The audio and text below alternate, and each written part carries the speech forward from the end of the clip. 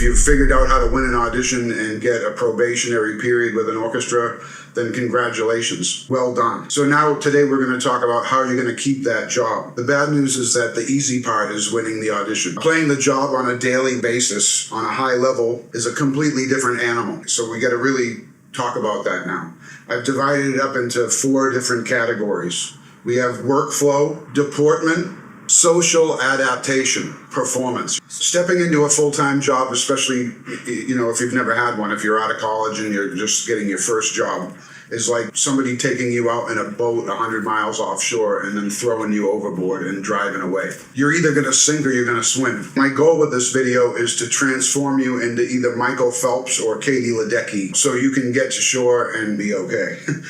Okay, so we have 4 different topics: workflow, deportment, social adaptation, and your performance. Okay, number 1 is the workflow. Let's talk about workflow. Okay, so you've got probably a different program every week. If it's a smaller orchestra, maybe every 2 weeks, okay? But usually every week you got a different show that you're gonna have to play. So we got to study. Now, studying involves sitting down with Spotify and a really good pair of headphones in a quiet place away from distractions with your scores, and to listen to these in great detail. We're going to listen for phrasing. We're going to listen for wind players especially. You can save yourself a lot of time in your preparation if you actually take note of where that person is breathing, because you're listening to a recording. They've been in recording sessions to make that recording, so they've probably given it a lot of thought, right? So you can save time figuring out your breathing by just copying someone else's, right? Easy. Please be ready to mark up your scores when you're studying, right? You gotta really mark up the scores. You're going to use those scores when you go to work. And you're going to listen to Spotify, maybe at first, a few different recordings of whatever you're going to play.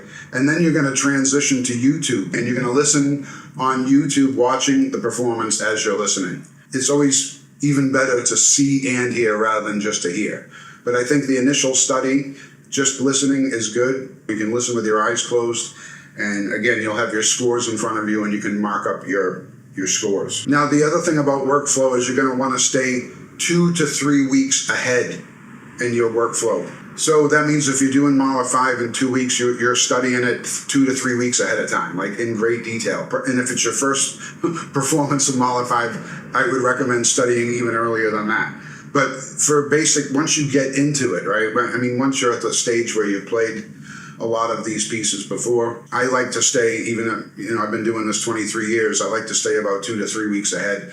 I know exactly what I'm going to be doing in 2 weeks. I know what needs to be prepared. I know what I've played before. So if you're right out of school, you might be 3 to 4 weeks ahead if you can build up to that. The other part of your workflow preparation is what we call CHOP resource management, okay? CHOP resource management. We have to pace our chops, right? We don't have unlimited chops. So when you're doing your preparation, make sure that you got plenty of chops for work, okay? And schedule out your practice sessions in a way where you're going to come to work sounding fresh, okay? You can't come to work during your probation or ever sounding like, tired or shocked, So CHOP resource management, please take it seriously. You have a job now, okay? Like, it's not like before you had a job where if your chops don't feel good, you can take a couple days off and let them recover. You can't do that now. You got a job. So pace yourself. Don't overplay. And drink water. Okay, stay hydrated. Okay, now we get to deportment. This is a big one, okay? Your deportment when you're in a new job and, just in general. Today we're talking about, how to pass our probation, okay? So these are my thoughts. Your deportment. Be humble. Don't talk about yourself so much. Let your playing do most of the talking. Instead of talking, be or at least act like you're interested in other people. Listen to their stories and smile and either be genuinely interested or act. Be early, always. Be early to work, okay? 20 minutes when you're on probation, I think 15, 20 minutes, everyone sees you there. It's nice. Wow, this guy's reliable. He's here early. Be early, period. Don't sit down like a few minutes before they give the A during your probation. It's not good. Be friendly, okay? Make eye contact. This is big, some people, they don't like to make eye contact, and it's weird. It makes other people uncomfortable when you don't look at them in the eyes. So please make eye contact and be friendly, not overly friendly, just normal.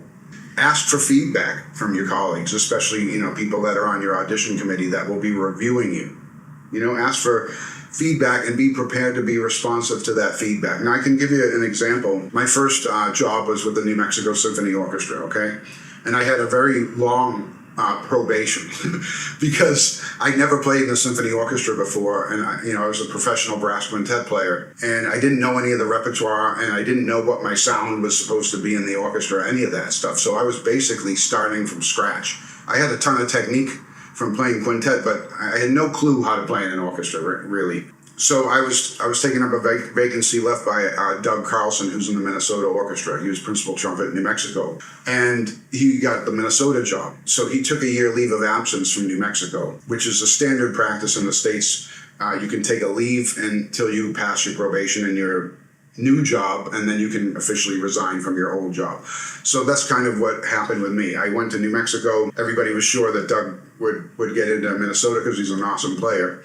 So I was in New Mexico, and I was like I was that guy out in the middle of the ocean trying to figure out if I could swim or not. So I got a lot of feedback. I had reviews with my audition committee, and they gave me tons of feedback, and I responded to it. I was playing smaller equipment when I was in the quintet, and I knew I was going to have to upsize, and I didn't know how much. But, they were saying your sound is just, it's not big enough. It's not dark enough and all this stuff. So I started responding to it. I mean, I had a horn coming in the mail every 2 weeks, from Dylan Music. After I went through this, manic phase of buying every trumpet and mouthpiece under the sun, I just said, okay, what are these other guys playing, So then I ended up around a 1 1/4 C with a 24 throat, 24 back bore, and a Bach 229 bell, 25 H pipe, and now I'm playing on Yamaha, which is, awesome stuff. The next part of your deportment, don't pick up your phone if you're on probation in an orchestra, okay? Don't even have your phone on stage. Don't do it.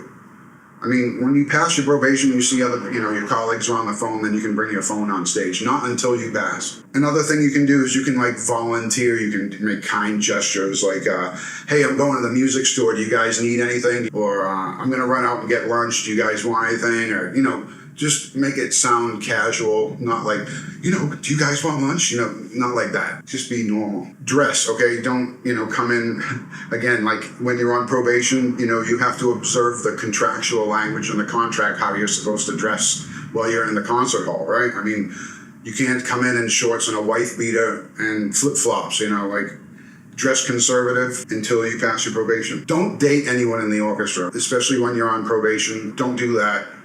Later on, if you're in the band, then you do that kind of stuff at your own peril, okay? It goes well sometimes, and it goes really, really badly sometimes. I can tell you from experience. And then finally, in the deportment thing is while you're on probation, until you pass, do not buy big ticket items like a house or a car, right?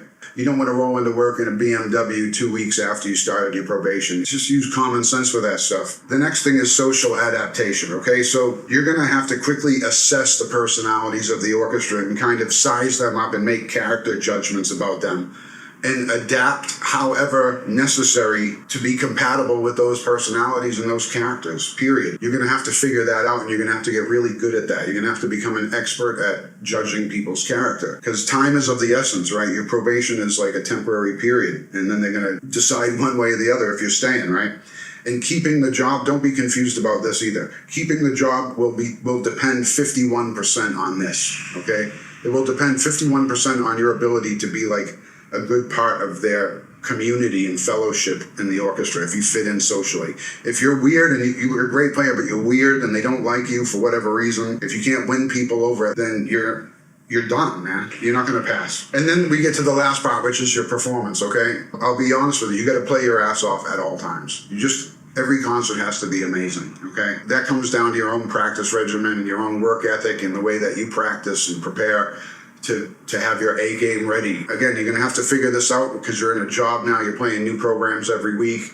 It's nerve-wracking. You're going to have to find your way to get to that high level of performance, and you can incorporate all those things that you learned in the audition video about, your countdown and your hydration and sleep patterns and when you do certain things to create a great job day instead of waiting for one, right? So definitely play your ass off, okay? If your warm-up sounds weird or bad, don't do it in front of anybody. Do it at home. Do your warm-up at home if it sounds bad. Try to always sound good in front of your colleagues, always with a beautiful, ringing, resonant, glorious, lovely, non-confrontational sound if you can.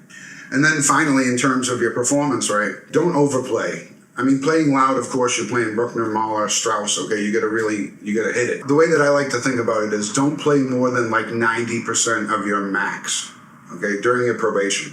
Don't play more than 90% of your max. There's nothing worse than a loud brass player, when people don't want to hear that. You want to try to, again, stack the deck in your favor. You want to get this job and keep it. Because the press, the PR you get from not getting tenure is at least as good as when you win. So you don't want that kind of press. Okay, so those are my 4 things. I've passed 4 separate probations and 4 separate jobs. Okay, New Mexico Symphony, Santa Fe Symphony, Malaysia Philharmonic, and here in Singapore. I'm speaking from experience. If I can learn how to do these things, anybody can. So that's my take on the do's and don'ts of passing your probation. Congratulations if you've got an orchestra job, and I hope this video will help you keep it.